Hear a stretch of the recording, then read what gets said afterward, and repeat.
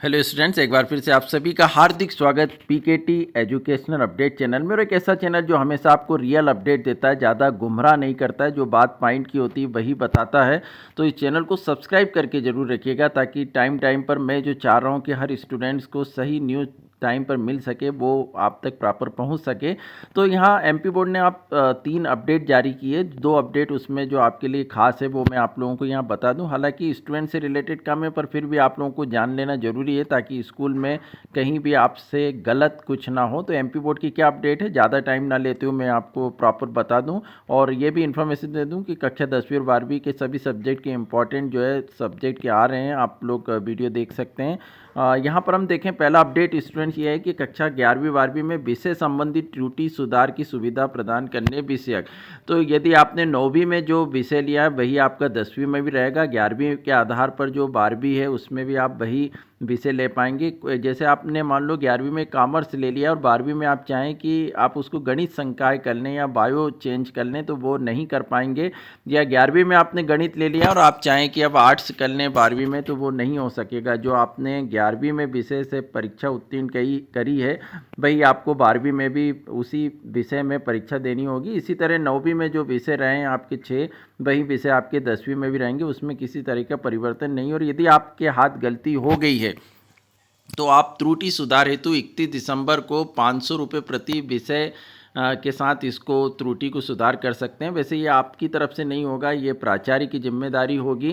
कक्षा 11वीं में उत्तीर्ण की गई अंक सूची लगाना पड़ेगा, और घोषणा पत्र जो है वो नीचे प्राचार्य को यहाँ पर अपनी तरफ से लगाना पड़ेगा, नहीं तो उन पर कार्रवाई होगी। तो यदि किसी कारण से त्रुटि बस कोई सब्जेक्ट डल गया है तो ये एक घोषणा पत्र बताना पड़ेगा। ये भी प्राचार्य लगाएंगे कि मैं घोषणा करता हूँ कि छात्र पिता इसका आवेदन क्रमांक है और 11वीं में इसने ये संकाय लिया था, और 11वीं के ऑनलाइन आवेदन में त्रुटिवश उसका संकाय गलत दर्ज हो गया, तो ये चेंज किया जाए और उसको अभी जो है वो चेंज कर दिया जाएगा। यहाँ हम दूसरी अपडेट देखें, जो परीक्षा में यहाँ पर जो हाई स्कूल हायर सेकेंडरी की परीक्षा 2024-25 की, इसमें केंद्राध्यक्ष और सहायक केंद्राध्यक्ष की जो नियुक्ति है वो किस तरह की होगी। तो यहाँ केंद्राध्यक्ष और सहायक केंद्राध्यक्ष जो होते हैं वो स्वयं प्रश्न पत्र लाएंगे, थाने में रखे रहेंगे, वहाँ से उनको खुद को लाना है, और उनकी बहुत ज़्यादा यहाँ जवाबदारी जो है वो तय की गई है। क्या क्या है वो हम यहाँ देखते हैं। सबसे पहले तो कलेक्टर, एक समिति बनेगी जिसमें कलेक्टर अध्यक्ष रहेंगे, और बाकी मुख्य कार्यपालनी अधिकारी जो हैं वो सदस्य रहेंगे, जिला शिक्षा अधिकारी सचिव वगैरह रहेंगे। ऐसे टीचर्स को जो प्रिंसिपल वगैरह की पोस्ट पर होते हैं उन्हीं को केंद्राध्यक्ष और वरिष्ठ व्याख्यातों को सहायक केंद्राध्यक्ष बनाया जाता है। तो उनके लिए नियम है कि उनके पुत्र या पुत्री जो है वो परीक्षा में सम्मिलित नहीं हो रहे हों, चयन किए गए जाने वाले शिक्षक गंभीर रूप से बीमार ना हो, चयन किए जाने वाले शिक्षक शारीरिक रूप से अक्षम ना हो, मतलब सही फिटफाट उनको होना जरूरी है। विगत वर्ष की बात ही, केंद्राध्यक्ष सहायक केंद्राध्यक्ष की नियुक्ति जिला स्तर पर रेंडम वाइज की जाएगी, मतलब रेंडमली उनको डिसाइड किया जाएगा कि कहाँ पर उनको किस जगह सेंटर पर केंद्राध्यक्ष या सहायक केंद्राध्यक्ष बनाया जाएगा। इसकी भी सूची जो है वो सॉफ्टवेयर के माध्यम से की जाएगी, और इसका काम भी है अब जारी हो चुका है, क्योंकि एमपी बोर्ड अब जो है वो पूरे फॉर्म में है एग्जाम से रिलेटेड। और खबर हम देखें कि निम्न श्रेणी के प्राचार्य शिक्षकों को केंद्राध्यक्ष सहायक केंद्राध्यक्ष की ड्यूटी में नहीं रखा जाएगा। और दूसरा ये कि यहाँ पर परीक्षा के सुचारू रूप से संचालन के लिए परीक्षा केंद्र हेतु निर्धारित संस्था का एक वरिष्ठ व्याख्याता सहायक केंद्राध्यक्ष के रूप में उसी परीक्षा केंद्र पर नियुक्त किया जाए, जिसका दायित्व परीक्षा केंद्र पर आवश्यक संसाधन जैसे फर्नीचर, कंप्यूटर, प्रिंटर, इंटरनेट आदि उपलब्ध कराना होगा।